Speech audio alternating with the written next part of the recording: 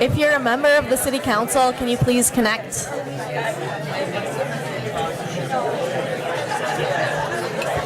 my God. I have no outside voice. If you are excuse me. If you're a member of the city council, can you please? Oh my God. Oh yeah. Thank you. If you're a member of the city council, please connect.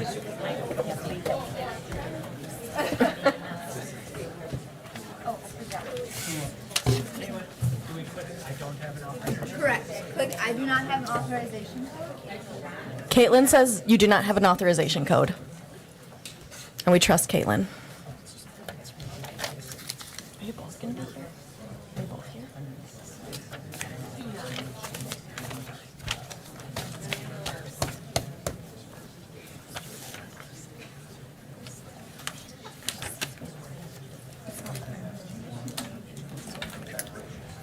I can send it to you if you want. It's whatever you want. Oh, these must be Caitlin's.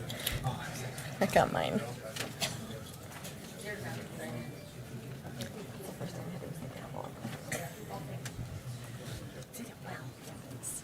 It was exciting. Oh, they're all connected. They're all connected. That's her. We're good? It's still connecting, but I can get started. All right, everybody, welcome. It is 6:35 p.m. on Tuesday, April 9th, 2024, and you are at City Hall for a Common Council of the City of Wausau. Welcome, everyone. First item on our agenda is the Pledge of Allegiance. Please join me. I pledge allegiance to the flag of the United States of America and to the republic for which it stands, one nation, under God, indivisible, with liberty and justice for all. All right, thank you. Next up, the clerk will call the roll.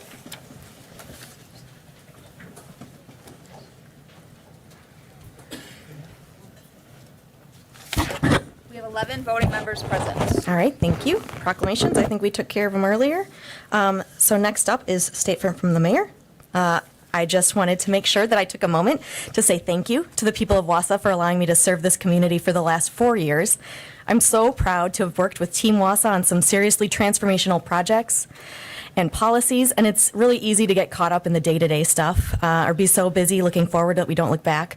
But we've done so much, and this includes this body and the previous council body. We got through the COVID-19 pandemic. We worked through policies that turned political instantly. We got through that wild 2020 presidential election. We helped get more than $100,000 in local CARES funding out the door to local businesses who were rebuilding after COVID-19. We advocated for and received $15.7 million in ARPA funding. We received a $1.6 million federal earmark for PFAS. We got through that PFAS issue. We opened the new drinking water treatment facility and received international coverage for that work. We've continued to strategize about our unhoused population, leading to the Community Partners Campus being built, and we got them a $1.5 million allocation from the state. We hired an outreach specialist. We supported the now open Children's Imaginarium by closing their financial gap with support from WEDC. We hired a lot. We hired a new HR director, a new development director, a new fire chief twice, a new police chief, a new transit director twice, a new assistant director at the CDA, a new sewer superintendent, a new city clerk, a new deputy city clerk, a new assistant city attorney, a new deputy assessor, and countless other employees received promotions and continued their incredible work on behalf of the city. We transitioned and continue to transition to Workday Finance and HR software. We built and launched a new website.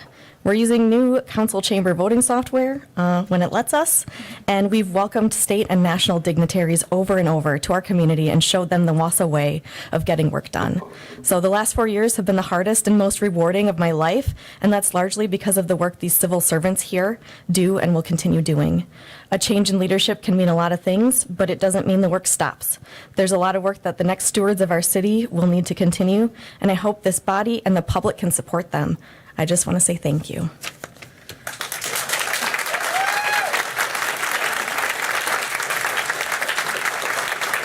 I'm going to allow that.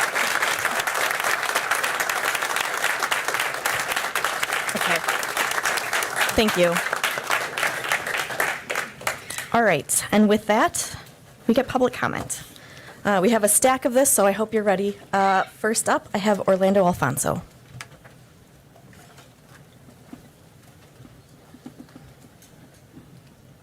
Orlando Alfonso, 1015 Brown Street. Is it my understanding that the appointments item is stricken from the agenda tonight? We're not supposed to respond, but since this is my last meeting, I will respond that I do plan on removing them. Thank you. Then I'm happy to not add to that acrimony. Thank you. I'm here on one other issue, and that's regarding the hiring of the 2 new police officers. I've listened to most of the viewpoints. I've studied the court cases, actually read the court cases, and I've listened to Chief Barnes. You know, I consider him on the front line of this and on the actionable line of this issue. This is not about targeting any identity group. This is about focusing on those that commit the crimes and violate the ordinances. It's that simple.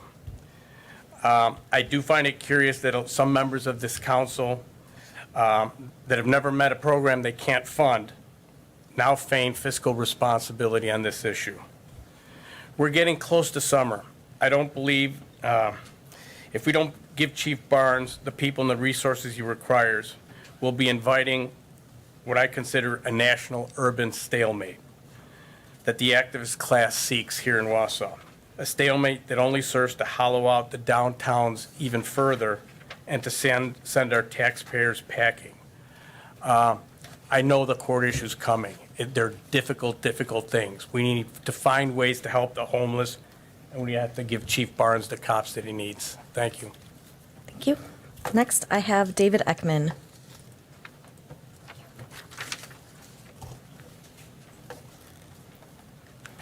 Clerk, before you start my time, I just want to thank all of you.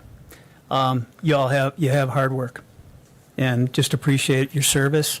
Mayor, thank you. Incoming mayor, congratulations, and congratulations to all of you on your next council.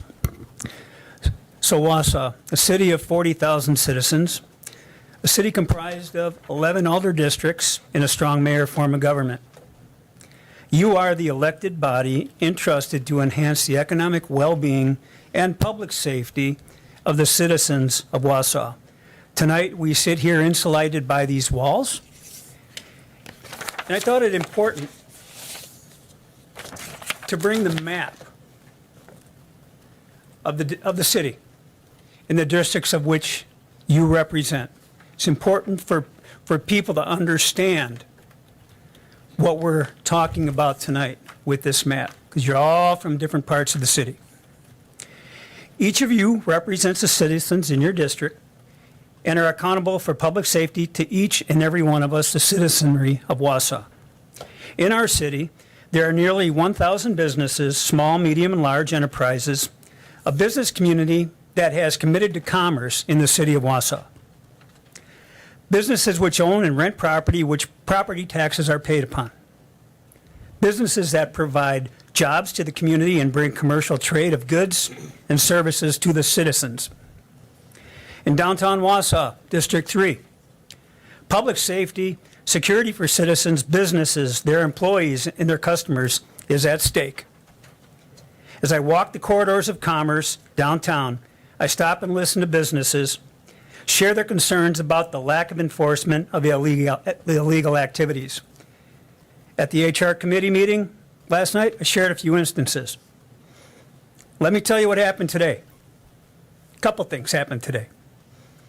12:30 this afternoon, an unhoused homeless individual with all his belongings walked in to the Chamber of Commerce in the back door. Totally startled and scared my employee while the other team members were removing items to go to an event, the Small Business of the Year event, where I'd rather be tonight celebrating with that community, but I'm fighting here tonight for that community, for public safety. There's empathy in the community for the unhoused and the homeless.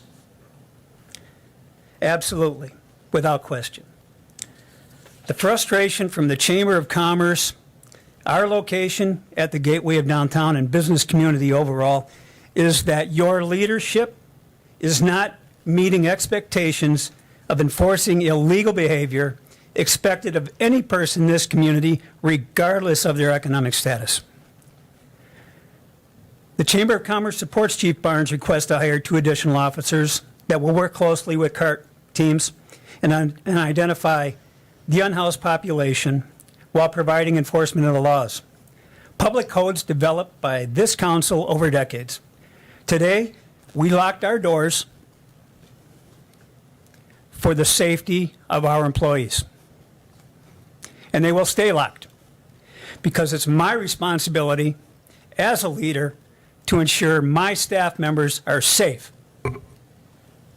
Thank you. Next up, I have Jay Cronenwetter. Thank you. I'm Jay. I live at 117 Sturgeon Eddy.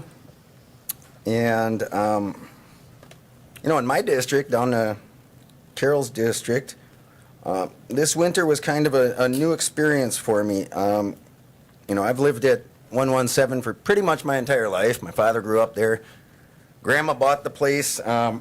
Actually moved my great-grandfather. The last home he had was across the driveway where they just built those apartments. He had been a Wausau paper employee and one-time sheriff of Marathon County back when we had citizen sheriffs in the 1930s. And, believe it or not, there was crime and lawlessness and drugs and illegal booze and all that stuff going on back in the 1930s when my great-grandfather was sheriff for a brief stint. It was a time when guys like Dillinger were stopping in town, heading through town, doing business here, Shawano County, substantial ties to our community. Some of those businesses downtown, in fact, participated in that illegal drug trade that was going on. And, Wausau made it through those times quite well. We didn't have a huge jail like we do now. We didn't fill that place up. We didn't send so many of our own citizens off to prisons in the state. In my lifetime, I've seen a dramatic expansion of incarceration. And, quite frankly, to have our chief of police telling us that, we need 2 new officers immediately, right now, before we discuss any other finances, compare it to any other priorities that we may have, or there's going to be irreparable harm, et cetera. It's just, it's a little much. When you consider that, the argument is there are people without ties to this community that are a big part of this. And, it isn't the citizens who brought up the homeless as a target of this increase in the force. That was the chief's sales pitch. So to pretend that this is not targeting a specific demographic, it's just a lie. It's a plain and simple lie. He wants to deal with homelessness, or at least that's the argument he thinks will win the day with you all, to get 2 new police officers right now. But when I graduated high school in 1998, we had 60 officers in the Wausau PD. We have 79 now. We have a full jail. We have citizens of this community facing charges, housed all over the state in other jails. We have pursued that policy quite well. Many of the drug dealers who were arrested, sent to prison, and released on extended supervision remain in this community because that's what happens when you use law enforcement to deal with these problems. The homeless, if you arrest them, fine them, put them in jail, send them to prison in larger numbers, they will be released in this community. We will be paying for this even more. And when our shelter won't even take individual males now, I just hope some of you who expressed skepticism about this policy before the election remember that and maybe give the newly elected, including our new mayor, a chance to set an actual policy here rather than let the chief just ram this through in the lame duck. All right, next up, I have Tom Neal.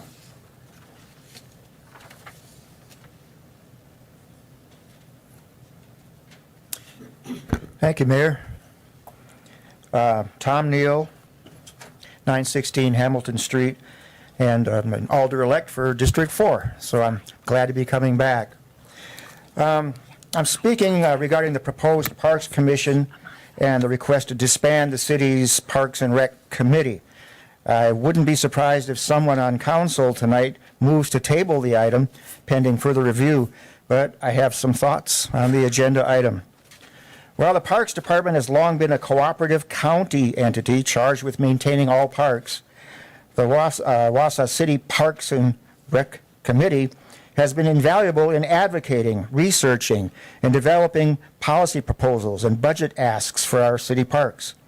I've served on that committee several times as we collectively addressed neighborhood pools, environmental testing and cleanup, masonry repair at historic Stewart Park, Sylvan Hill bike trails, river life amenities, accessibility improvements, JoJo's Jungle, and countless other projects. Were we acting as an illegitimate body all those years? I wonder. I seriously wonder, though, how those various city initiatives would have fared under a commission comprising only 3 city council members, along with 3 county board members, from where, I don't know, and 1 citizen at large. I strongly oppose the dissolution of the city's committee. We can always look at any maintenance or operational concerns as county-wide issues as needed. Thank you. Thank you. Next, I have William Harris. Good evening. Thank you, alderpersons. Thank you, Madam Mayor. I'm going to just jump right in because I know we have a little bit of time. So I'm here to advocate for police department staffing. And as the president of the Police and Fire Commission, I make this request because as someone who has also volunteered and worked with the unhoused or those facing losing their home as part of my career and most of my life, I empathize greatly with those experiencing hardship and that are unhoused. I don't think it's helpful to demonize the unhoused, as I don't think it's helpful to demonize the police. And I do want to make it clear that I strongly advocate for the unhoused and for this community to ensure vital resources for them. Those resources, though, also include providing adequate staffing for law enforcement who interact with the unhoused on a regular basis and who have helped many get to the resources they desperately need, which has in turn saved lives. Their job at the police department is not to criminalize being unhoused, and they are not in the business of making laws. You are, as city alderpersons and our federal and state government. Their job is to enforce the law, to serve and protect. That is what we call on them to do and what we expect at a bare minimum.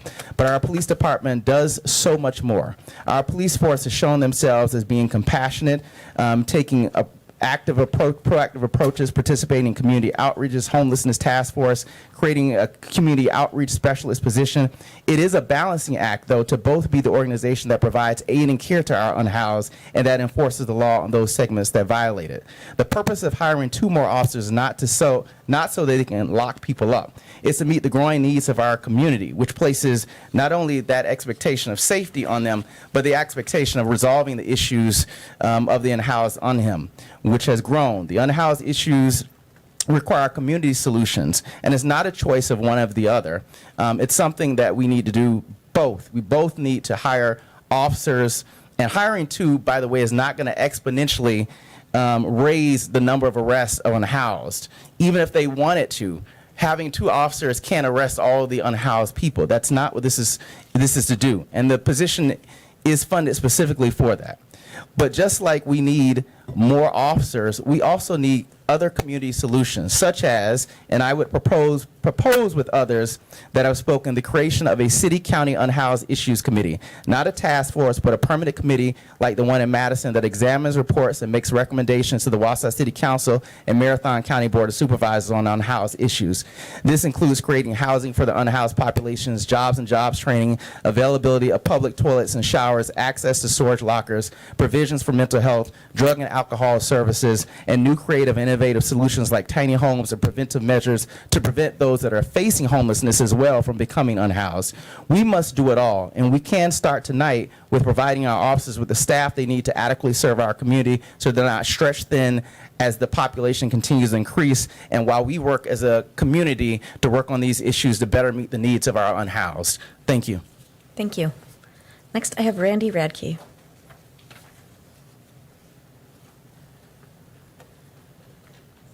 Randy Radke, 244 Wyatt Street, Wausau, Wisconsin.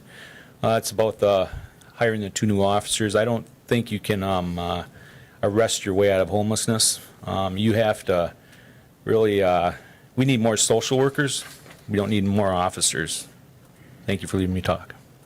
Thank you. Next, I have Sandra Kelch.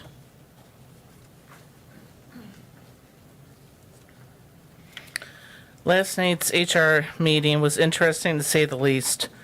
There's a great deal of misinformation and one slanderous, vile statement made by an alderperson.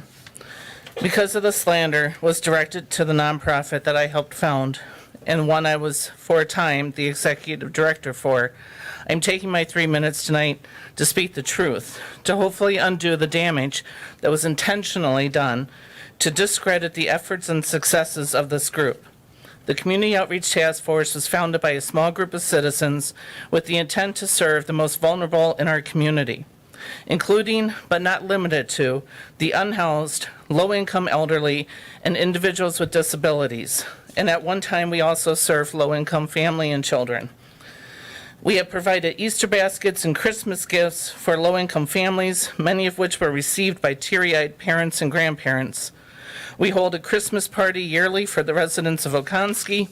We paid off lunch balances for Medford School District when we found out children were shamed for not having money. We have assisted with housing by paying for application fees, sponsoring rent, security deposits, household goods. We have reunited the unhoused with family, and for some provided the transportation home. The task force has found treatment for the addicted and provided items needed and transportation there. Some volunteers have fostered dogs when their owners could not take care of them temporarily. We have advocated for our clients in court, in these chambers, and also connected them with services and support. The Community Outreach Task Force has an outreach bus open 2 days a week. This bus is called the Marty Bus, M-A-R-T-Y. The task force wanted to provide a place for total acceptance for the unhoused and the housing unstable to come to take a break from the judgmental treatment they receive daily. We wanted to provide them with quality home-cooked meals as part of our relationship building. We have never served alcohol at the Marty Bus. The council person who was empowered to tell this robust lie was most likely encouraged by city officials who have tried in the past and failed to discredit us. We are proud enablers of life. We provide survival gear, nourishment, first aid supplies, and clothing. We freely hand out hugs, encouragement, dignity, and total acceptance. We enable a shoulder to cry on, an ear for us to listen to them, and a heart to freely love. We will continue to enable life because we believe everyone deserves a fresh start that the sunrise brings us. A new opportunity to make different choices, seek different treatment, and receive new services. One thing that sets us apart from the rest, our integrity has no price and cannot be bought. Next, I have Nancy Stencil.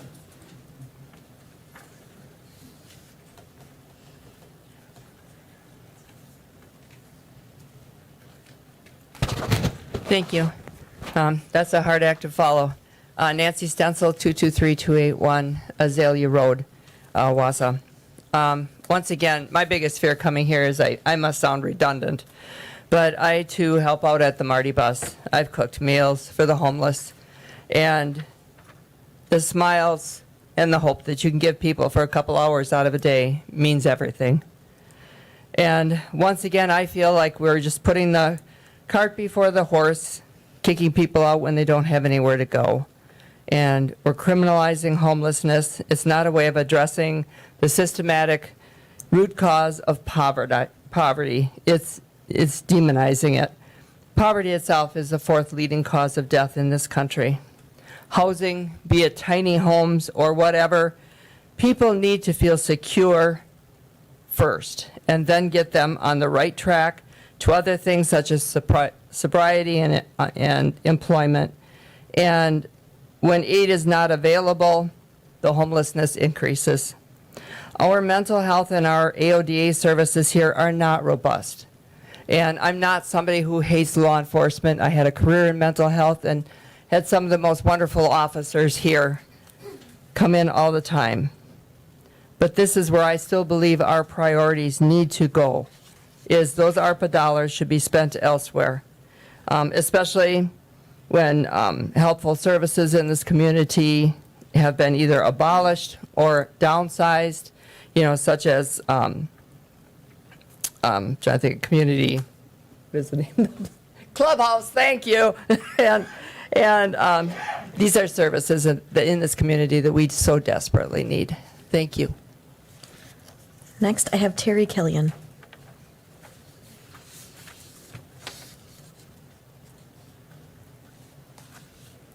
Good evening. My name is Terry Killian.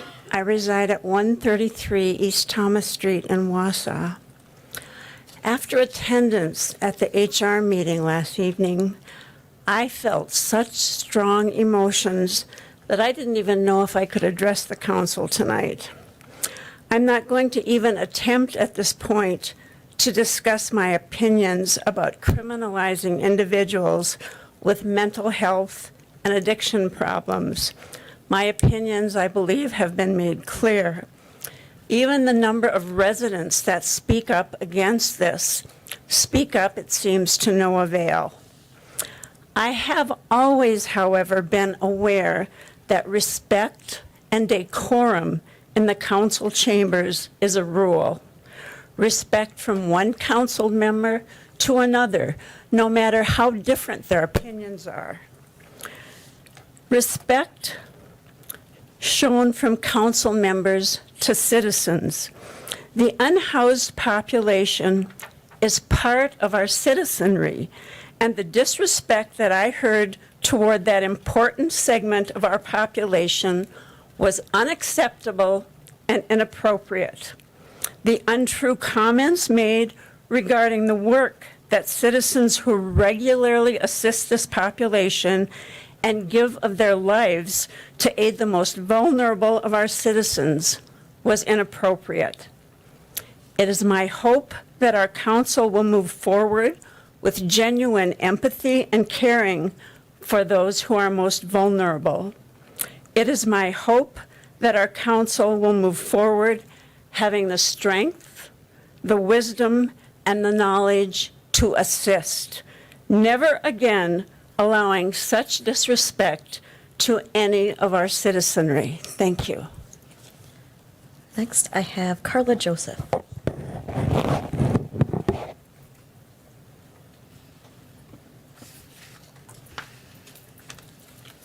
Hi, Carla Joseph, 5205 Sherman Street, apartment number 23, Wausau, Wisconsin. I too was at the meeting last night, the HR meeting, and I went home and started thinking, how do you solve this problem? I am not anti-law enforcement. I would not live in a city that didn't have law enforcement. So when you have violators of laws, that's what our police force is for. However, I've done a lot of research on this, and we have a homeless problem. And if you don't start to address it from the city council level and the county level, this problem is only going to get worse. I work with the Marathon County Outreach Task Force. Twice a week, we feed the homeless people that decide to come and visit. And I have to say that the people that we see at the bus and we talk to and we've gotten to know and trust us, if we have somebody who's having a bad day and they get unruly, the staff or the volunteers at the bus don't have to do anything because the other demographic, the other homeless people that are there, step up and calm the person down so that the program is not going to go away. All we're there to do is to help. The research that I've done, and I mentioned it last night, nationwide, this is through HUD numbers, estimate that there's 600,053,000, I'm saying it wrong, but you get the gist, estimated homeless nationwide. The research that's been done in cities and programs that have been set up in cities have been, they reduce the homeless if they can set up affordable housing, if they can have support through case managers, social workers, and training programs, educational training programs, where you can actually set somebody up for a path for success so that they don't have to be homeless. Everyone, when you think of homeless, and I mentioned this last night, the immediate thought that goes through your head is somebody who is mentally ill or has a substance abuse problem. The statistics nationally say that that represents roughly 21 to 30% of all homeless people. The number one fastest growing demographic for homeless is people 50 years older, 50 years and older, because of lack of affordable housing. So I can go on and on with this, but one of the things I want to mention is my friend over here, Nancy, mentioned that we're putting the cart before the horse, or however that phrase goes. If the city needs to put together a plan, the city of Houston put together and followed what they called Housing First program. In 1 year's time, they reduced their homeless population by 50%. So I'm saying we spent around $50,000 to study whether or not Thomas Street should be widened or narrowed, or, that project. Why can't the city spend the money to research what the best plan is to put into action a homeless solution? Because I'm not anti-hiring a police officers for the bad actors, and we assume that they're all homeless. But there was bad actors long before we had a homeless problem. So the job is to enforce those that are violating the laws and the laws. But again, law enforcement is not enough to solve this problem. If it was nationwide, we wouldn't have the crisis that we do. So I would like to see City Council, maybe since we're going into a new council, also look at this, table this, and look at it in totality instead of just throwing money at something, not knowing if that's going to totally work. So that is kind of my point. Thank you. Yep, I think I'm up on time. Thank you. All right, thank you. And last up, I have Amanda Ledecky.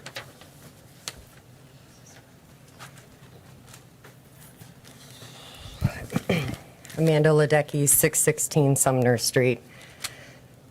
It has been just over a year since I stood before you all. I have to admit, I don't want to be here, but I feel like I need to be.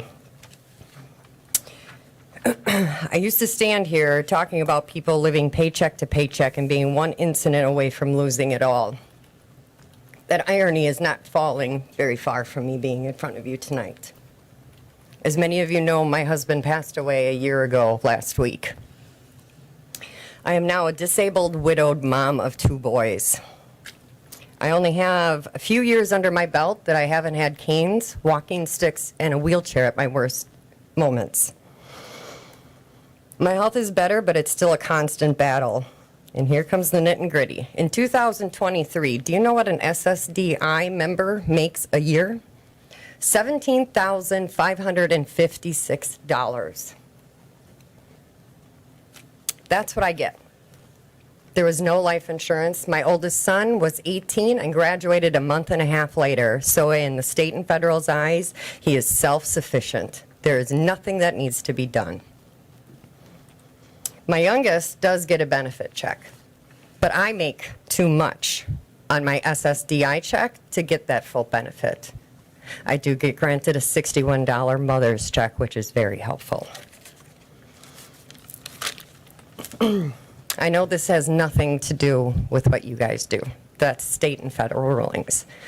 But I only have one agency in this town that I meet the requirements for any help. I work part-time jobs like there are no tomorrow, maxing out my hours so I don't lose my benefits. And it is beyond what my health can take most days. What does this have to do with what everybody's talking about tonight? Everything. Because when you are stuck feeling like you are going to lose everything, the first thought I thought is, at least I know where all the damn hiding spots are.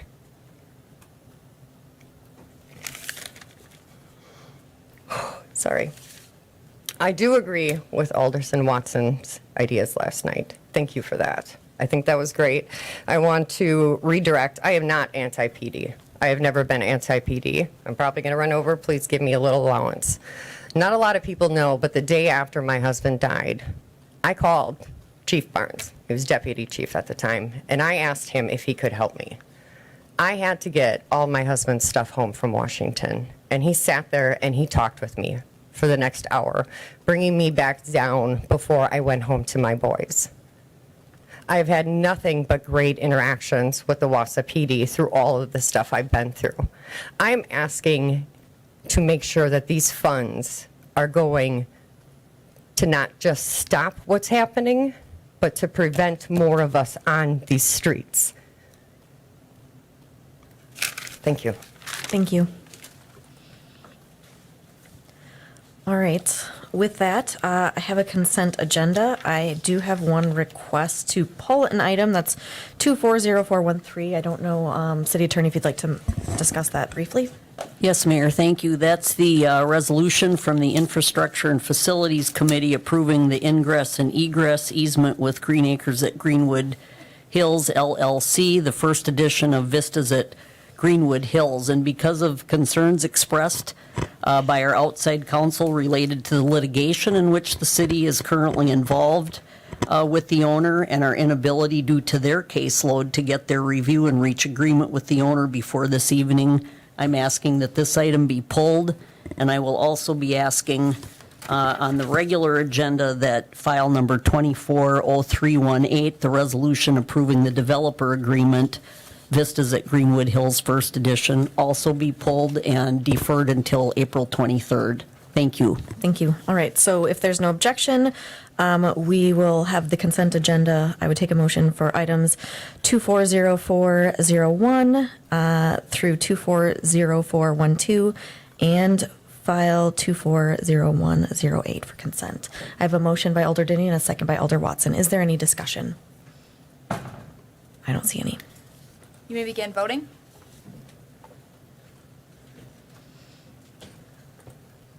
Motion passes 11-0. All right. Next up is file number 240402. This is mayor's appointments. I'm going to also turn this over to City Attorney Jacobson to kind of discuss some of the thing, but I'm also requesting that we pull this. So if there's no objection, but please. All right. Thank you, Mayor. I'll keep my comments brief then.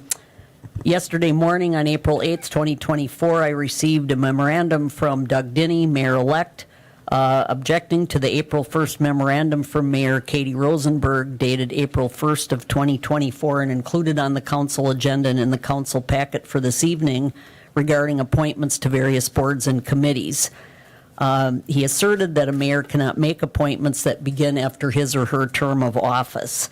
I spent, since I received that, researching this, and I have emailed probably during the Finance Committee meeting to the mayor and all of you council members my 4-page legal opinion along with all of the controlling authority that goes with the 9 bodies that are mentioned in those appointments. So the bottom line is there is no controlling authority that talks about the timing of appointments and reappointments, and so I would leave that decision to the governing body. But with regard to the specific committees and their controlling authority, the citizen member of the first committee has been vacant for some time.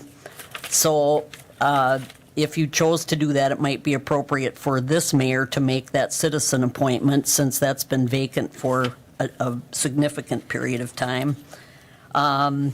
Arlene Katz is one of the 4 appointments for the Board of Zoning Appeals, and she is currently 1 year, I believe, into her 3-year term as an alternate.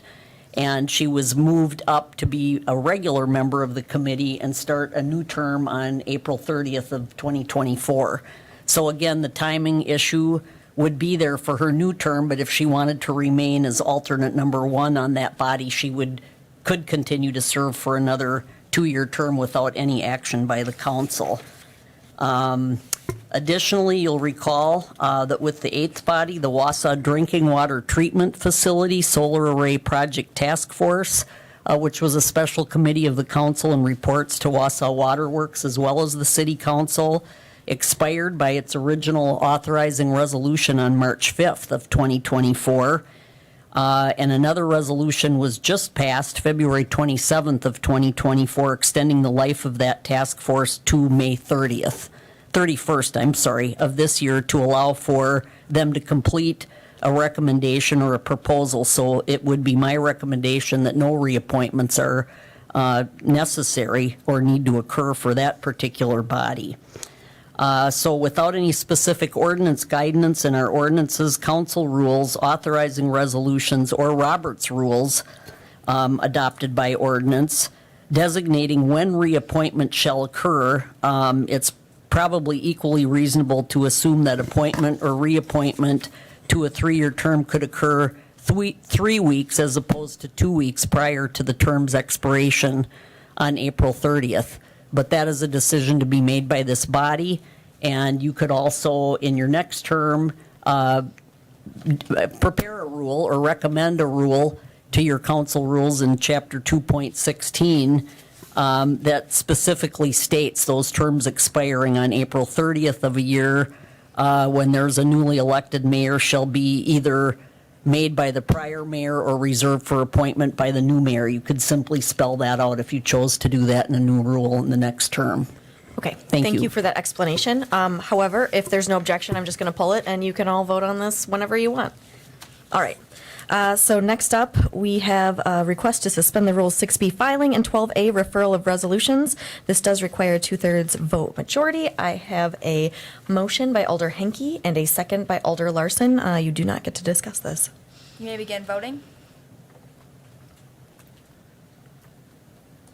Motion passes 11-0. All right, we are on to file number 240404.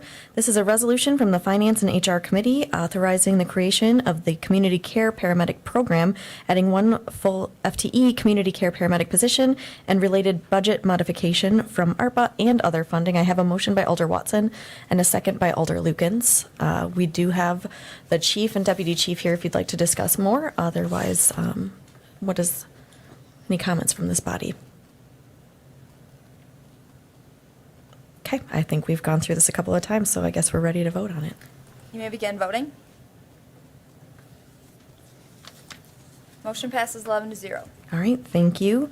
This next one, 240318, the city attorney has requested to pull. If you need another go at it, I don't think so. I think we all get it, so I'm just going to pull it. We have file number 240403. This is another resolution from Finance and HR to authorize increase for the police department staffing and related budget modification from ARPA and other funding. I have a motion by Alder Herbst and a second by Alder Larson. Alder Rasmussen. Thank you. We had discussed this in finance 2 weeks ago prior to our, because we were ranking it for ARPA funding.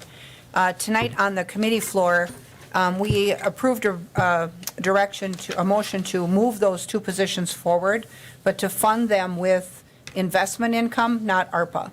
And so just for clarification, the fund source for those positions would not be in ARPA dollars, it would be Reserves. Oh, reserves? Reserves. So thank you for that.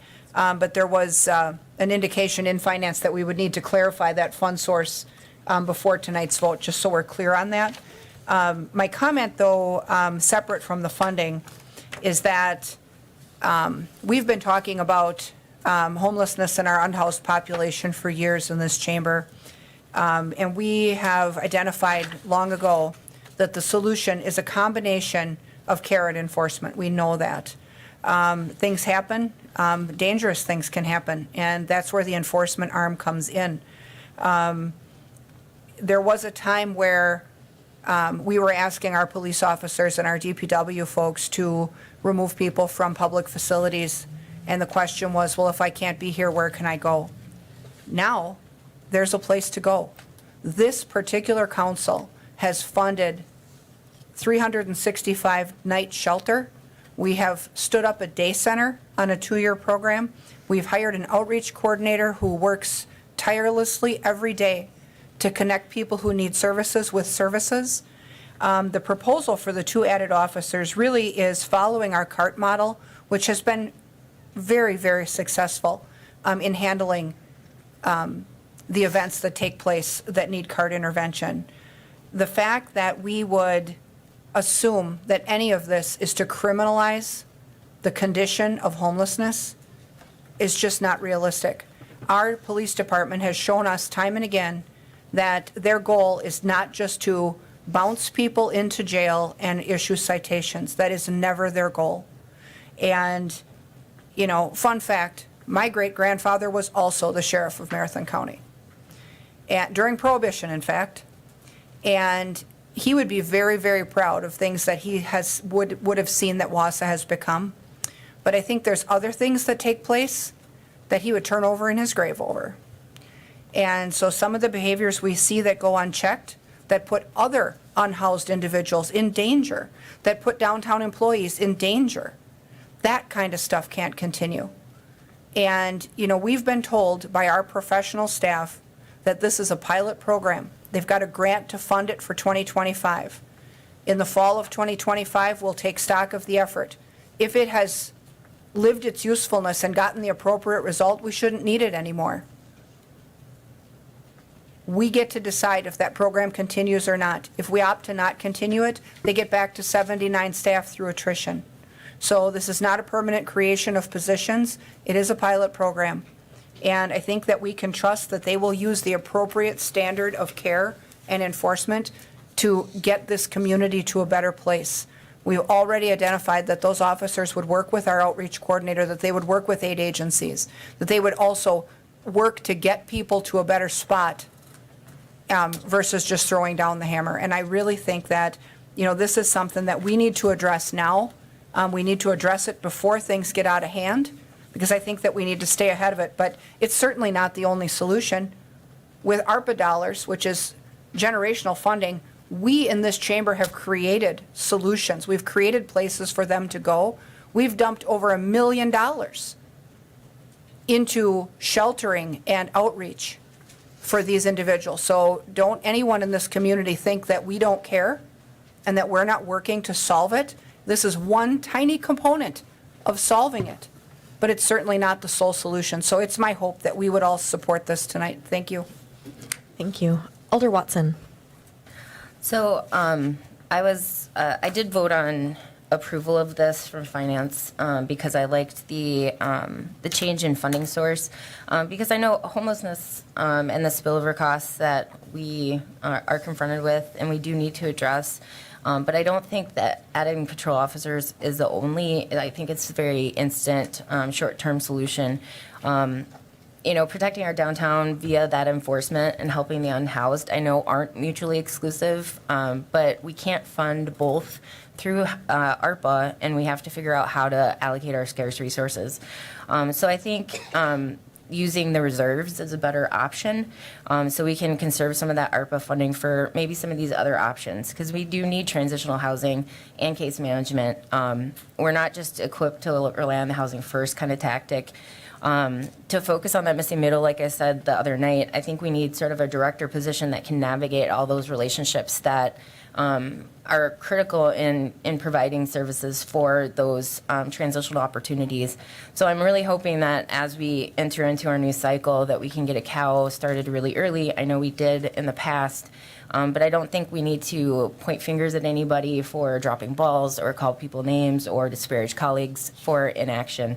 I think we just need to look at where we're going and go forward from here, and just set it as a priority, have a plan, align it with our strategic plan, and get started. So we can only start now. And so I was hoping I could amend the resolution, if possible, to the it's the second to last whereas on page 2, to say that your finance committee has reviewed and recommends using reserves of $117,960 for the budget modification, and then in the first, be it further resolved to remove the ARPA reference.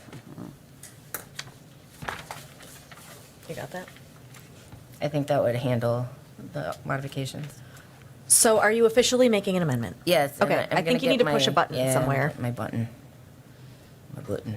There it is. Okay. Oh, wait, so- wait. I'm trying to. Okay. There it goes. All right, so It was the second to last, or the last whereas on page 2. yep, to, instead of ARPA, say reserves. Yes. And then on the first, be it resolved, remove the ARPA. Just say, as outlined above. Yeah, the second, be it resolved. Yep. No, the first one. Oh, yeah, the second. Okay. Yeah. All right, and that will be reserved as well. All right, so we do have a motion. Is there, I have a second by Alder Rasmussen. So I see we have 3 folks in the queue. Want to make sure that you want to talk about the amendment because that is what we're on now? No? No? Alder Killian, would you like to talk about the amendment? Not particularly. Okay, so I'm just going to take note of where you were in queue when we get back. And let the clerk type a little bit.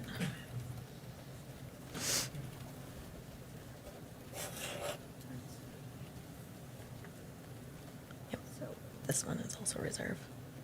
We're just swapping up reserve for these ARPAs. But they're, it's not accordance with reserves.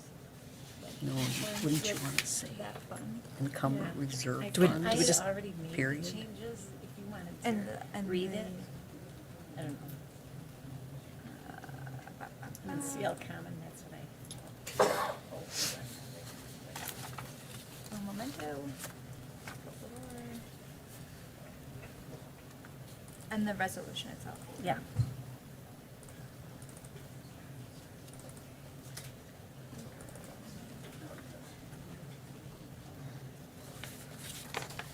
You just remove all of this.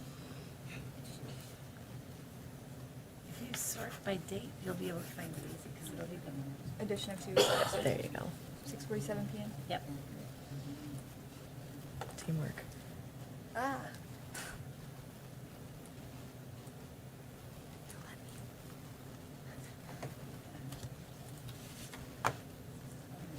Sorry.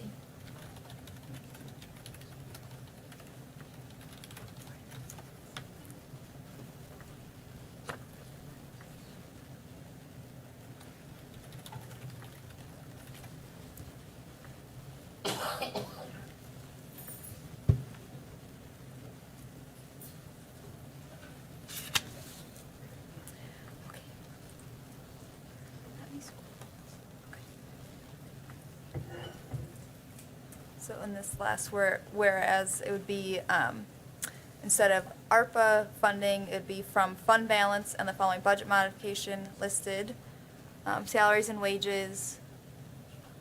And then, in the second, be it further resolved to strike from and to encumber funds in accordance with the American Rescue Plan Coronavirus State and Local Fiscal Recovery Fund. Okay. Okay. All right, so that is the amendment, and that is also what we are discussing once you get her up there. All right. Is there any discussion on this amendment? I don't see any, so I think we can vote right away on this amendment. Great. You may begin voting.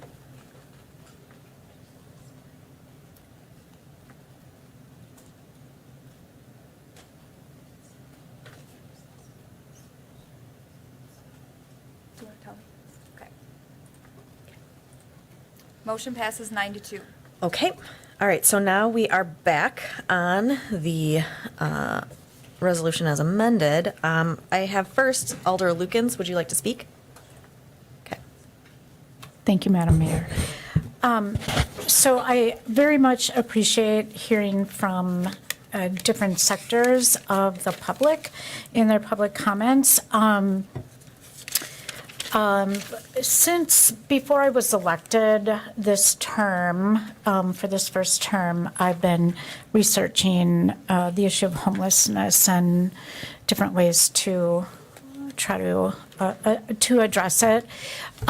Since this proposal has come up, I've especially, again, been researching it, and I have talked with people from as many different sectors of the public of this community as I can, and querying them and, asking them about their experiences and their thoughts. And and I myself have worked with unhoused populations. I've worked with to serve them. I've volunteered, and I've heard the police department, request policy from this body. I will agree also with the people that don't want to see homelessness criminalized. I don't either. And I also agree that our mental health and addiction treatment services in this community are not robust. And I also agree with the comments of, that we a both and. One of the main purposes of government is to provide safety. And so I've really given this so much thought. I've also gone down and watched, seen some of the video and the camera footage of, some of the situations. And I've also spoken with people, this was a while ago, but during this term, that are working with the unhoused populations in this community. And I guess some of the big concerns that have come up have been with weapons, and not, that's been a newer concern that has been expressed, but I've heard it from different areas, from different people that work with these populations. So one of my concerns is definitely for the safety of the unhoused citizens. And, I've also heard that we need social workers, and I agree, but the city does not provide that. That is the county. And so I would very much like to see more community outreach specialist positions to deal with this, because I also agree that we can't arrest, ourselves out of homelessness. So I would like to see the development of what one person brought up, a city-county unhoused issues committee. I do think that it is going to take a number of, it could be some of the nonprofits that are working with this now, but a city-county type approach to this. But I am concerned about safety, and I have talked with people, of integrity. I also believe, I know people that are working in the police department and that are really care, and they're people of integrity. And so I will be voting for this, but I prefer also to use funds other than ARPA. But really, I would love for us to have another committee of the whole, because I'm saying I'm voting for this, but that is the ideal, I guess, because I would like to see, an alternative answer to this. But I am concerned about safety. I'm concerned about safety for our unhoused population just as much as for anyone else. So I just wanted to share that. Thank you. Thank you. Alder Larson. Thank you, Madam Chair. I look at this as probably just another cog in the wheel of what we've been doing for the last 4 years. As Alder Rasmussen had mentioned, we've invested over $1 million, and we've got all kinds of things going on. I went down to the police department, and I've also reviewed the videos, and if anybody thinks that we don't need this, I highly recommend they go down there and look at those videos. I don't see this as criminalizing the homelessness. You don't, are you going to when you got two teenagers drag racing down your street, are you going to say, it's okay, just go ahead and do it because we can't criminalize the teenagers? You know, we have to, it's our responsibility to keep the citizens, the unhoused, the housed, everybody safe. And if there's people that are breaking the laws, it don't matter if you're housed or unhoused, they all have to adhere to the laws and the ordinances that we've set for this community. It's an ongoing thing. As I said in the beginning, it's just another cog in the wheel of progression, and I think that this is necessary for us to keep our downtown safe and keep our people safe. We just opened up the Children's Imaginarium down there. I don't need my citizens from my district to say I'm afraid to go downtown and take my children to the Imaginarium because, you know, of the criminal activity that's going on down there. I want to see our downtown thrive. And thank you. Thank you. Alder Killian. Thank you, Madam Chair. I'd like to just start off by asking some questions. So the first one may be most relevant for the chief, or I'm willing to field the answer from anyone who can provide it, but I'll wait for the chief. He's coming up here. Thank you, Chief. Ready. And this has come through various committees. We've had Q&A sessions, so I think some of us have been steeped in the facts, perhaps more than others, since some of these things had come up at earlier dates. So I'm looking at the draft description of the position that was provided to the Human Resources Committee, and it lists 15 items under essential duties and responsibilities. I don't see one item that pertains to anything that Alder Rasmussen or others listed about connecting with services, doing more of an outreach role. Out of the 15, I don't see that. And I think you even clarified in one of our committee meetings that was not the intent of the position. The intent of the position was enforcement. Is that correct? So they're police officers, and we make certain assumptions with our police officers. If I gave you the list and a job description of every responsibility that we expect them to perform, it'd be a 3-ring binder, and it'd probably be 3 inches thick. So everything you just identified is an expectation of every officer of the Wausau Police Department.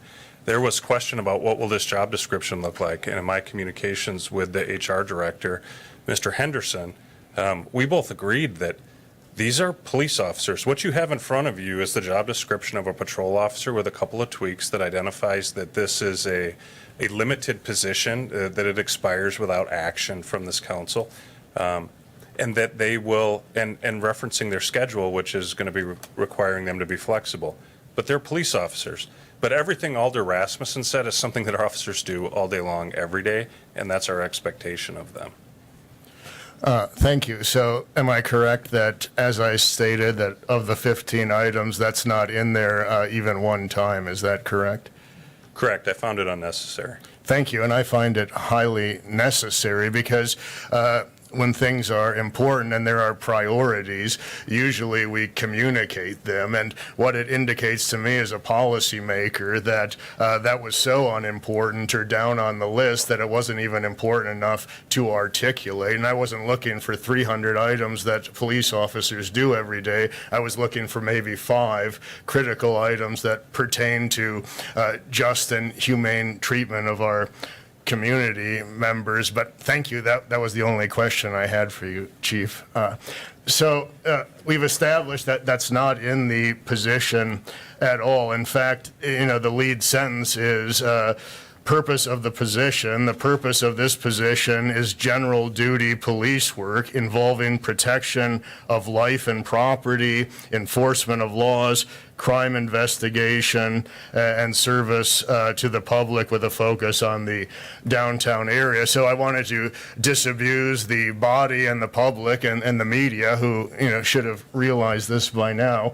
This is not about assisting anyone or connecting them with services. So let's get that straight. The statement that that's what the focus of this is, that's what you'd call factually incorrect. And then I'd like to move to the second piece that I find it very unfortunate that the city has not been more forthcoming with the public in the context of this ask. So my next question would be for City Attorney Jacobson, and this is on the fly, and I don't expect you to be an expert on the matter, Ms. Jacobson, but I do know you're familiar with the topic. So there's a case called Johnson versus Grants Pass. And do we know at all, I mean, roughly, when the Supreme Court, the federal Supreme Court, is going to be starting to hear that case?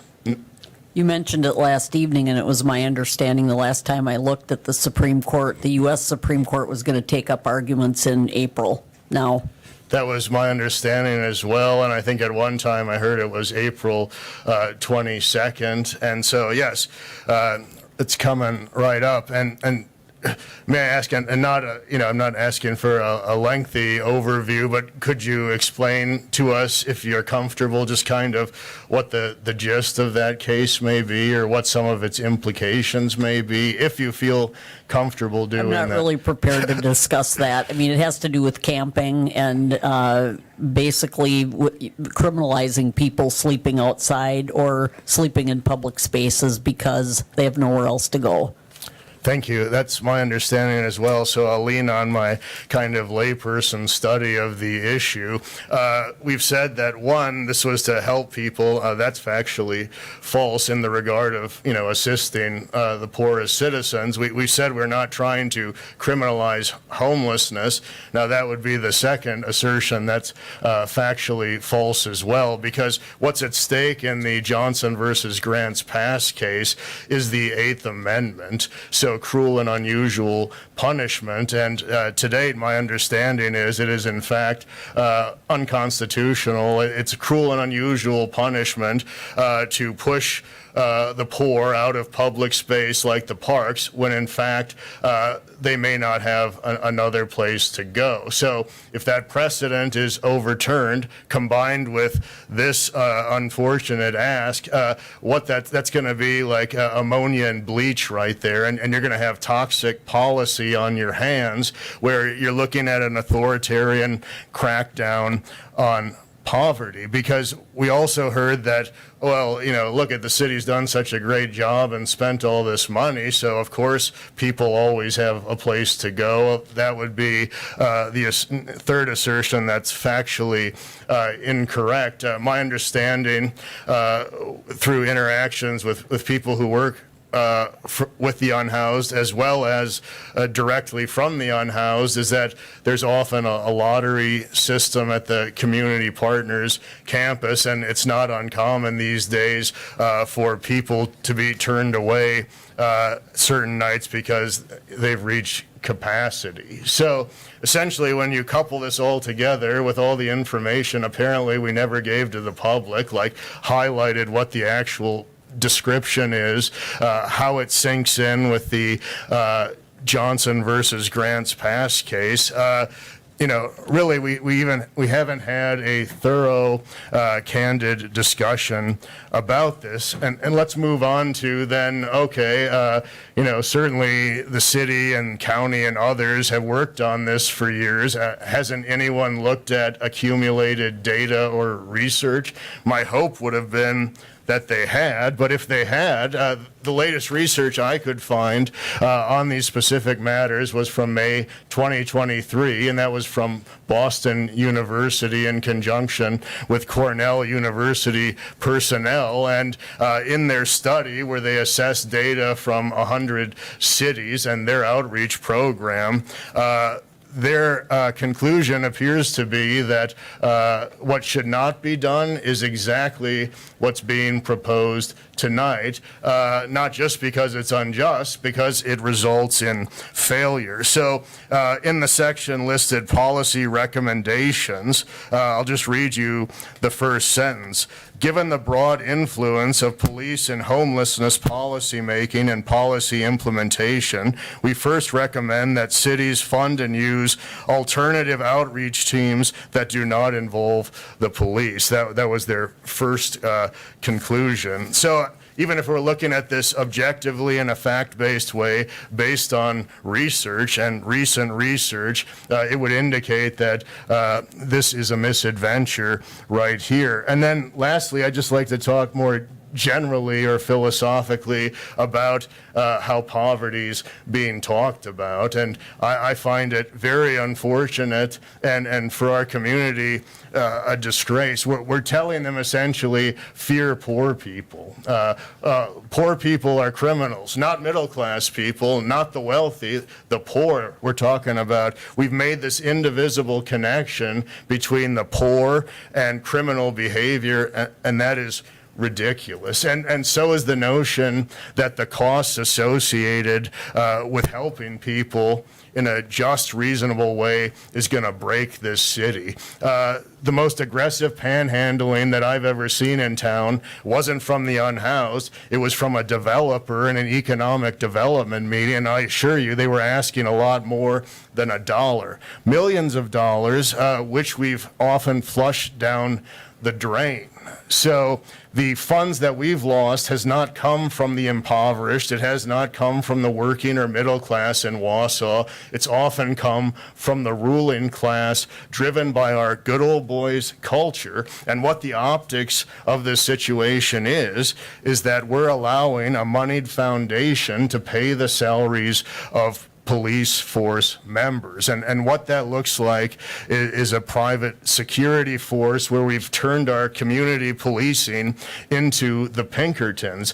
If they want a private security force downtown, let them pay for it themselves. There was a debacle with Compass Properties where they essentially wanted the same thing. Just like this, the public wasn't having it. So, no, I would not support this in any way, shape, or form. I think the request by multiple alders to have a committee of the whole to actually develop an overarching policy on how the city deals with the unhoused would be very prudent. You can't do that after you sick the police for the poor on them, paid for by the wealthy. I would recommend you do that beforehand. The city has no policy. How is that? So my recommendation would be develop one, then look at the research of what actually works, incorporate it into your policy, and make sure at the end of the day it doesn't look like we're turning our police force into a private security outfit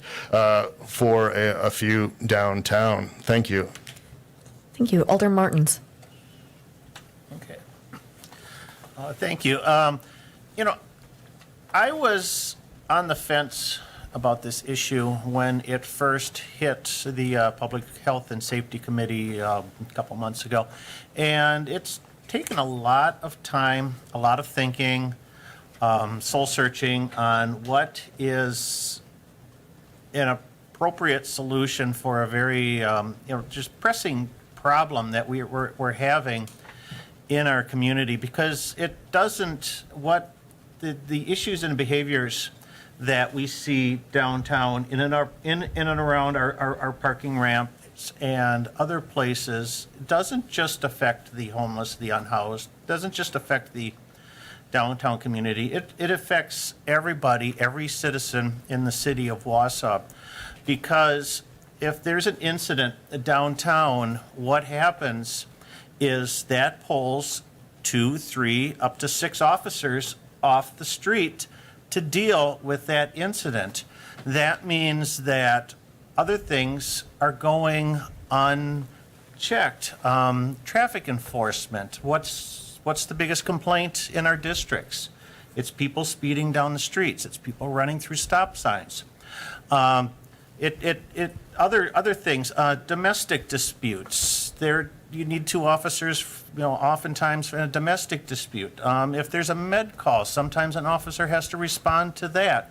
And if we've got a half a dozen officers downtown, that leaves these vital services uncovered. And I think as a community, we need to understand that we talk about cost, the hidden cost to our community in that kind of, in those actions. Advocating for two community police officers downtown, what that does is that gives two individuals a focus on an area in our community and in our parks in order to address these issues and allow the rest of our police force to carry out their duties as they are assigned. And that's the part that really kind of stuck with me, because I had a listening session last fall over at Riverview Towers, Riverview Terrace, and the two issues that came at the forefront of the residents in the towers and the terrace. Number one is transit. We need good public transit. Number two is what is happening to a Hammond Park. The Hammond Park is on the corner, Grand and Thomas Street, right there at the terrace, and that is their front yard. And last summer, it's the unhoused population spilled into Hammond, and it caused a lot of pain for the people that live there, the residents, low income and elderly residents that did not feel safe all of a sudden because they couldn't use the park like any other Wausau citizen or resident can. So that's something that we need to consider, and considering that, and also what's happening downtown kind of turned my opinion towards this, and I feel that we do need additional officers. We do need people that community policing, a cart model, in order to provide service, assistance, and enforcement. And this service is for a specific defined amount of time. Like the chief says, it sunsets automatically. It gives us time in order to catch ahead any of the problems that we could become worse, but it also gives us, the body, the time in order to craft more robust, more enduring policies that we can use to address the housed and homeless population within our city. Because we need to consider that this is not just a city of Wausau problem. This is a Marathon County problem. And we need to implore the county board to stand up, to take notice, and to do the right thing, and to support the leadership of the city and of our the police department and of our organizations that have direct contact with the unhoused and the homeless. Because it's not just, you can't say that, the homeless, that's a Wausau thing. No, it affects Schofield, it affects Rothschild, it affects Weston. But it also, they feel that they can just migrate those problems to us, and then we can take care of it, and then it's off the county's hands. It cannot be that way any longer. So my hopes is that while we did not have much committee of the wholes this last term discussing the homeless, that we can have more discussion this coming year, that we can draw in more stakeholders countywide in order to craft a more, like I said, a more sustaining and enduring policy. But in the meantime, this is the stopgap that we're going to need in order to move forward for something that's much better. Thank you. Thank you. Alder Denny. Thank you, Mayor. And I'll agree with the last half of what Alder Martin said, and he mentioned the fence. And I think if my recollection is right, we had the fence issue a year and a half, 2 years ago, triggered a committee of the whole by Alder Gisselman and Alder Killian. And if I also recollect, that may have been the longest meeting we've ever held here, at least in this term. So there were a lot of concerned citizens on both sides of this issue on what to do, because we didn't know what we would do once they fenced it. Where would they go? So I would agree, we didn't have a plan then. And if you listen to what we've had in the last night and tonight, the same people talking about a lot of the same issues. And I'd like to go back and look at what the number of agreements we have here from both sides of the issue. It seems that we have a lot of agreements, and we need to, let's get back. One of the good ideas that I heard the city county issues committee, but a committee of the whole is definitely a start and should be done early, so that we wrap this in a comprehensive strategy and understanding of what the council and the city desires and the direction that we impart to the police force. And I'd like to say, we've had conversation about respect and decorum, and I think that's important, especially dealing with these issues and these individuals out there. I've been down to the Marty bus, and I've never witnessed what I would call inappropriate conduct by those entities down there. So, if you have concerns, go down there and look at what they do. We need to come together on this, and that's something I can't promise right now, but I will be looking at putting a committee of the whole and putting this as an important piece of what the next council gets together and makes their goals and mission for the next 2 years a priority. Alder McElhaney. Thank you. I'm going to speak as somebody that works downtown, and I have some personal experience. I know we've heard from Mr. Ekman about this. My place of work has locked our doors. We are locked down. And we are in Washington Square on the second floor. We've had people walk in. We've had people threaten.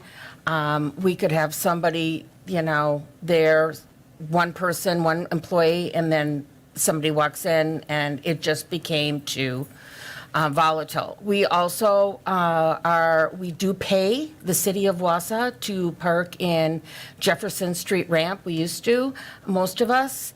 And due to personal issues that we have received that were dangerous, we were given the order from our management that we should not go there alone. And that's during the day. We should not walk into there alone. Now, am I saying that it is unhoused people? I'm not. I'm saying it's criminal behavior. So I guess I really don't understand, and I said this last evening as well, that every time we speak about downtown issues and criminal behavior, it is automatically that we are criminalizing homelessness. I don't see it that way. I believe, and I know some of the unhoused people down there, and we speak, we say hi as I walk into work every morning. They are victims as well. And so it's not targeting the unhoused. I don't see this as targeting the unhoused. It is targeting criminal behavior. And I guess my question to the alders is, we talk about laws and enforcing and equality and equity. Are there laws that should not be enforced because people are poor? I don't know. I mean, or is there laws that should not be enforced because people have money? That's another question. I believe we should enforce laws equally across the board, and I believe that's what the police do. Also, it is that there's some suggestion, I hope I'm wrong, that the police are going in there and bull rushing people. I have personally witnessed police dealing with the unhoused population many times downtown and within Washington Square. At no time was that interaction bad. It wasn't abrupt. It was trying to help. It wasn't, I'm taking you to jail. It wasn't, putting people in handcuffs. It was trying to figure out, somebody was very intoxicated laying on the staircase one instance, and it was, how can I help you? Who do you know? It wasn't get out of here. It wasn't that. So I think we have to be very careful of how we characterize police interactions, because I've seen them with this population, and it has not been brute force or anything like that. And then my last point is the whole downtown. I don't believe this is for a certain amount of businesses, but I will tell you, I have heard, there's coffee shops downtown, down there now, and I go there, and I hear from a lot of the moms that are bringing in kids from Imaginarium, and there are drug deals during the day right in front of the both coffee shops that are on the main floor of Washington Square, and they're going, I don't know if I'm coming back. I don't know if, I don't feel safe. Or they go into the restroom, public restroom, and somebody's in there naked. I don't know if I feel safe. So that worries me, because the Imaginarium is such a great thing. I have had calls for years about the public library, years, where I get constituent calling me and saying, I so enjoyed going to the library with my grandkids, and I don't feel safe. And it's not that they're demonizing unhoused people. It is because of the acts that are being done. It is the fighting. It is the use of the needles laying around. It is the flashing of weapons within the library. It isn't because they're unhoused people charging their phones. The people that call me say, gosh, how can we help? But I have to feel safe. So I don't see this as something that is demonizing or criminalizing poor people. It is, we are going to have extra police officers to deal with any situation. And I see that as a positive for this community. Thank you. Alder Rasmussen. Thank you. I think Alder McElhaney's comments are well placed. I too have experienced everything that she has talked about. I've also taken similar calls with a similar call to action that something happened. And I mean, we can do a philosophical analysis of poverty in general and accuse people of speaking badly of the poor, but that is absolutely not what's happening here. And when we go on about a Supreme Court case that's still pending that has to do with the physical state of being in a public space, that is a whole lot different than committing criminal acts in a public space. And it's not at all about criminalizing homelessness, but criminal behavior is criminal behavior. And if any of us in here did some of the things that I've seen on the video from the ramp stairwells, we would be dealt with swiftly. And in watching that, employees going to their cars in pairs in broad daylight at noon, that shouldn't have to happen here. People afraid to use public facilities, afraid to get in the elevator. I mean, I had someone call me and tell me that when they went to their car after their Grand Theater show, they walked up the parking ramp, the travel lane portion of the ramp, because they were scared to death of the stairwells and the elevator, because they had a child along. That shouldn't be happening. The fact that you can go down to the police department any day you want and watch the footage that has come from both body cameras and surveillance cameras that are in our public facilities and see lewd acts being committed in the middle of the afternoon, that people come in to use the elevator and it's going on right there. That kind of stuff shouldn't be happening. I saw a video of the cleaning crew coming to enter our parking ramp just to clean the elevator, which was littered with stuff. And they were this far from a gun. Minutes before, the guy had been brandishing the gun to someone else. I mean, this kind of stuff can't continue. We can't have these behaviors. And, you know, it's not about the simple act of existing in a space. You're not just sitting in a space, not disturbing anyone. You're not asleep in a space, not disturbing anyone. These other things, you know, when we look at the CART model, it's about pairing various resources together to solve a problem.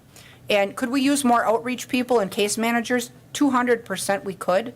But sometimes the first response when stuff is happening is absolutely not those people. The situations that I saw taking place on the surveillance camera from our own facilities, the first responder in there absolutely cannot be Tracy.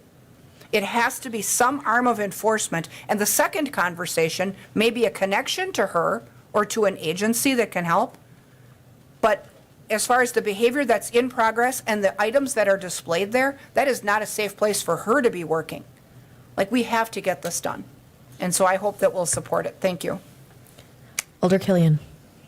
Thank you, Madam Chair. And I think some questions were raised that should be quite easy to answer. And yes, they were asked at HR as well. I think my colleague was confused as to why people kept thinking this was about targeting the unhoused in the downtown and not just about policing or crime in general. There's a very simple answer for that. It's not the riddle of the Sphinx. It's because that's exactly what we were told verbally and in writing. And maybe that was a mistake. And maybe if there were issues that wanted to be addressed with violent crime or certain other crime, that's what we should have been talking about. But the reason this body and the public thinks this is about police officers for crime related to the unhoused downtown is because that's essentially exactly what the memo said. I mean,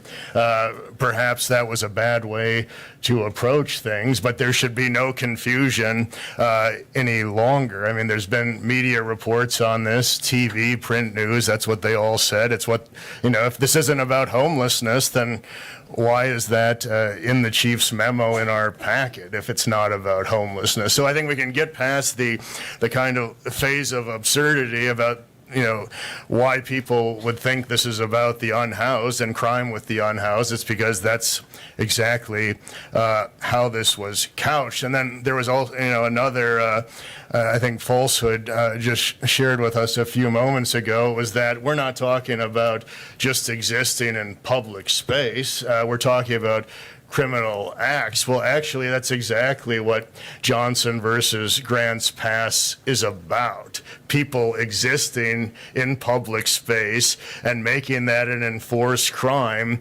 even though they don't have anywhere to go. So yes, we were told this was about crimes related to the unhoused, not just safety and crime in general. And the Supreme Court case that we were told was not relevant is precisely relevant because it's exactly talking about criminalizing using a public space in certain ways, even when individuals in extreme poverty have nowhere else to go. And there is one thing that I've agreed with my colleagues at all of these meetings, and it has been the void of the county not stepping up in roles that it's statutorily required to do, and that's with mental health and drug and alcohol treatment programs. It's my understanding people with mental health issues, they're often more likely to be the victim of bad incidents than the perpetrator. But certainly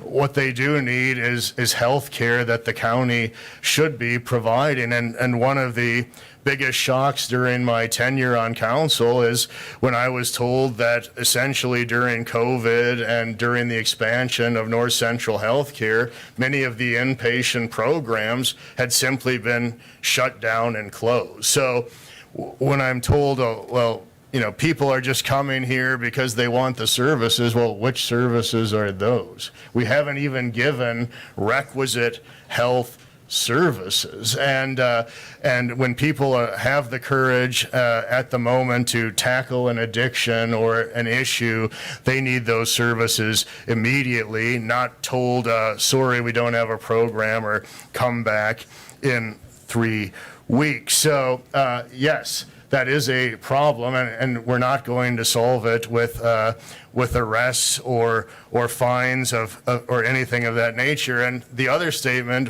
you know, is it could probably take on a meeting of itself, but the question was asked about enforcing laws in relation to socioeconomic status and income, and the question was, should we not enforce laws if someone is very poor? Well, no. What you do is, in a case like this, when we see that there's a disproportionate adverse impact on vulnerable segments, then we change the laws so that they're actually just and effective. So not being asked just to ignore laws if you're poor or rich. What I would ask is what I'd ask of any legitimate policy-making body. It's when the policies don't work, when the policies are unjust, and when the policies don't work and are unjust, don't just not enforce them, change them.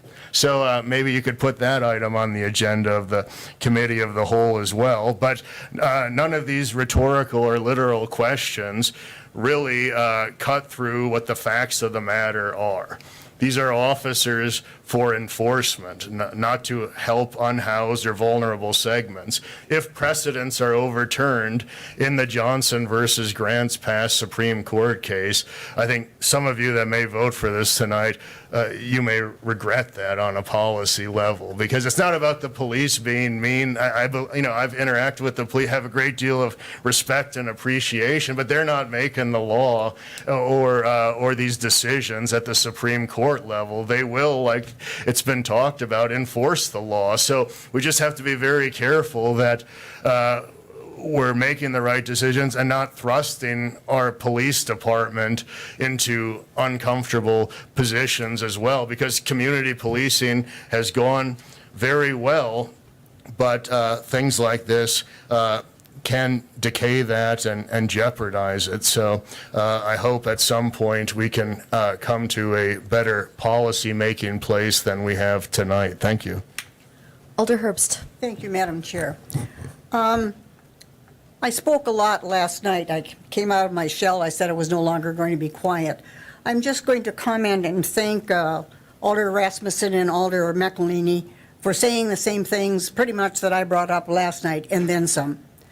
I totally support having these two officers, and if anyone sitting in this council meeting tonight doesn't agree with that, then I think you should go down, view these videos, see what goes on, and you may think twice about things. Thank you all. I hope that you do the right thing and support not only the police officers, but the citizens of the city of Wausau, including, as you so-called, unhoused people. Thank you. Thank you. Alder Gisselman. Thank you. As one of the persons many months ago calling a committee of the whole on the issue of homelessness in this community, I'm very glad to hear about the robust discussion that we're having about homelessness tonight. This issue is about law enforcement and how this fits within the issue of how this city council and how this city is going to be approaching homelessness as an issue within our community. I will not support this. I feel that law enforcement is a part of our policy that I hope a robust city council will address next term. I wonder if we have the heart to do that. I'm questioning whether we have the will to really tackle the large issue of homelessness, the large issue of poverty, the large issue of the lack of food. I applaud the Marty bus today. If one passed First Presbyterian Church, you would see cars lined up looking for food for their food pantry the level of poverty in this community is noted very well, and the homelessness is a part of that. And how is this city council going to start addressing the issue of how we're going to deal with it? We can throw a lot of money at it, but in the end, what are the end results and what are we looking for? I think that it's a large issue, and I hope the city council into the next term, into the next week, will grasp this. We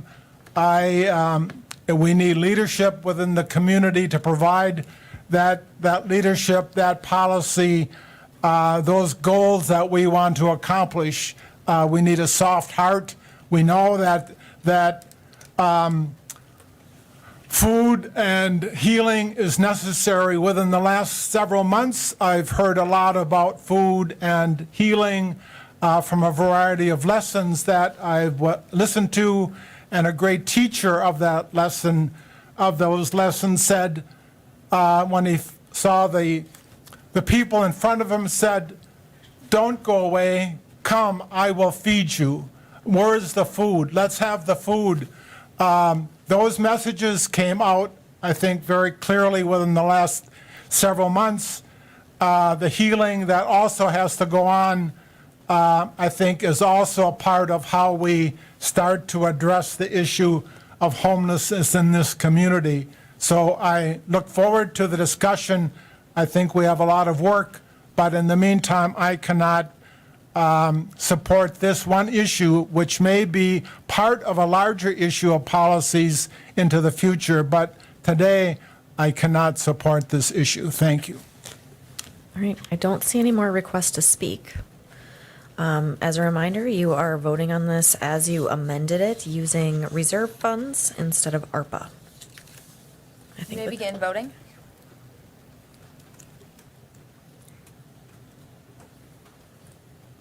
Motion passes 9-2. All right.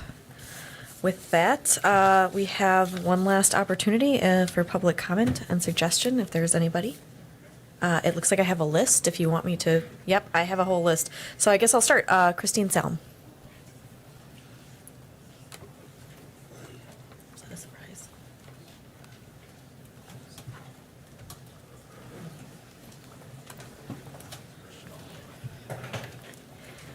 I'm sorry, I wasn't ready to go first. Oh, sorry. Well, here you are. Here I am. I have to pull my phone up. Here we go.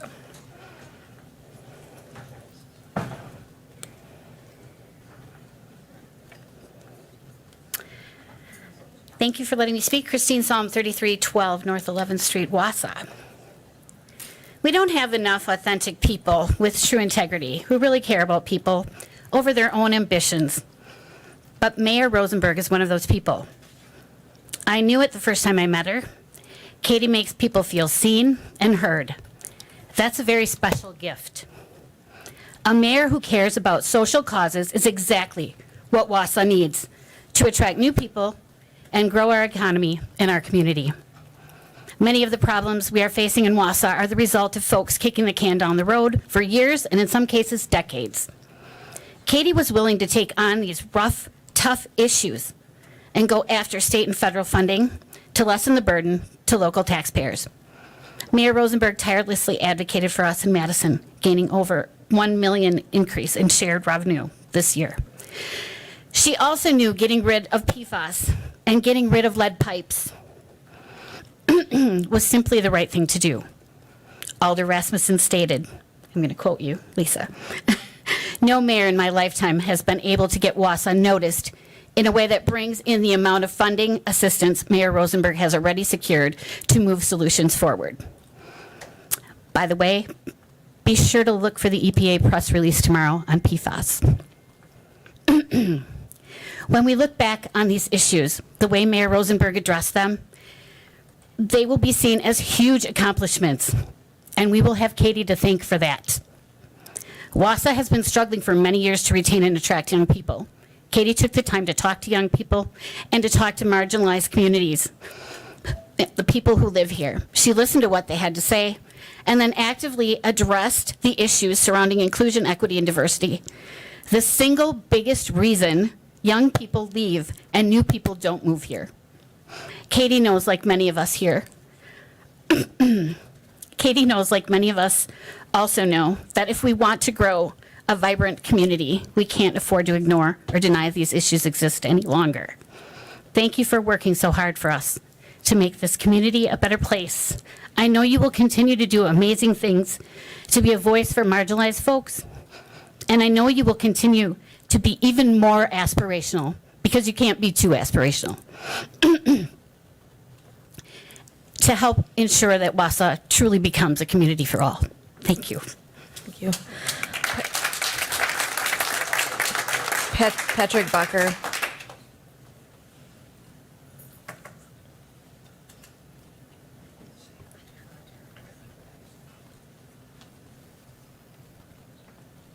My name is Patrick Bacher. I live at 505 South 22nd Avenue. Thank you, Council and Madam Mayor. I just want to take a moment to thank outgoing Mayor Rosenberg for her service to our city and especially the people who live here. The mission statement of our city reads as follows. It's right there on the wall. To enhance our community's quality of life and foster a sense of belonging for generations to come. For me, next year will mark 20 years in this community.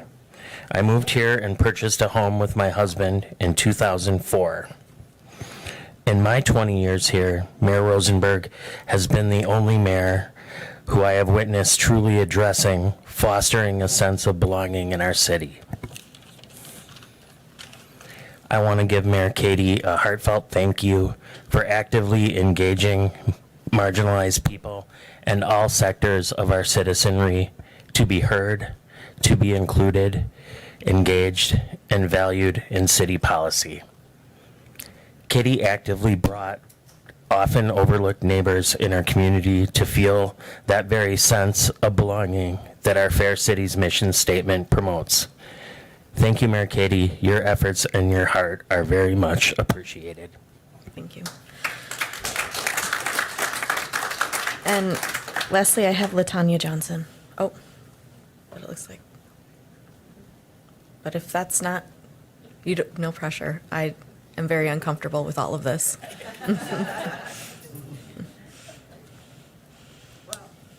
I actually didn't sign up, and my last name is Campbell. But I'm assuming no one else named Latanya in here? I mean, there is a state senator with that name, but I don't know Yeah. where the list came from, so. So Latanya Campbell, 4035 Carl Street. I also just want to take a moment and just thank the city council as well. I know it's going to be some people coming in, some people going out. So I want to thank all of you, including Mayor Rosenberg, for your service, for actively including voices that generally have never been brought up or heard before, for including people in policy. I look forward to seeing what you do when you come in office, Mr. Denny. And you know I will be calling.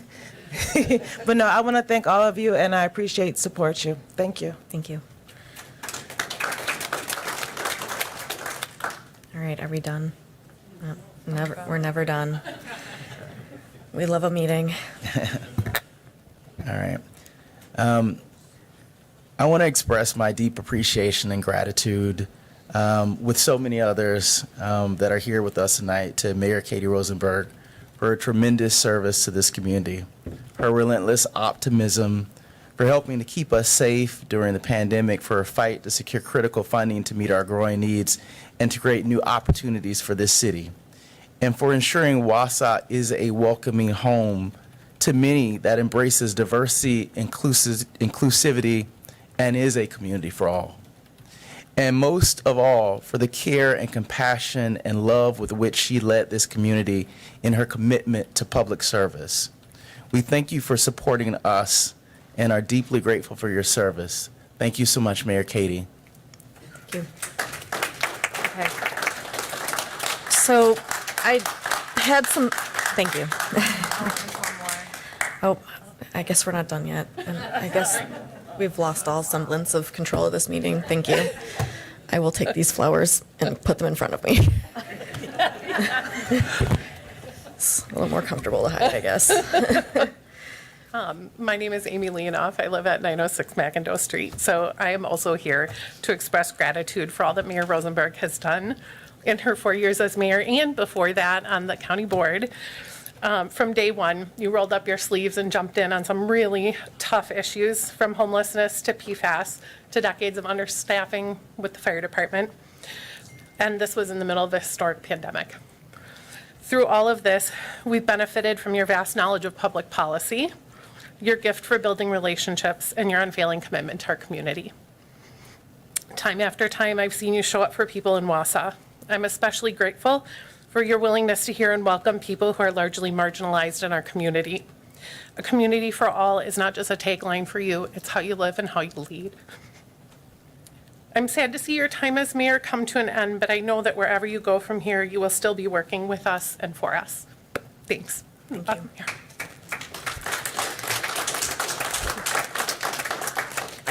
Thank you, truly. I do want to acknowledge that we have, sorry, I'm just going to leave them there. I do want to acknowledge that we have two outgoing alders. So Alder Herbst, thank you for your 6 years of service. And I guess if there's anything you'd like to say as your concluding remarks, no, that's okay, I get it. Alder Killian, thank you for your 4 years of service. If you'd like to have any concluding remarks, we'd welcome that.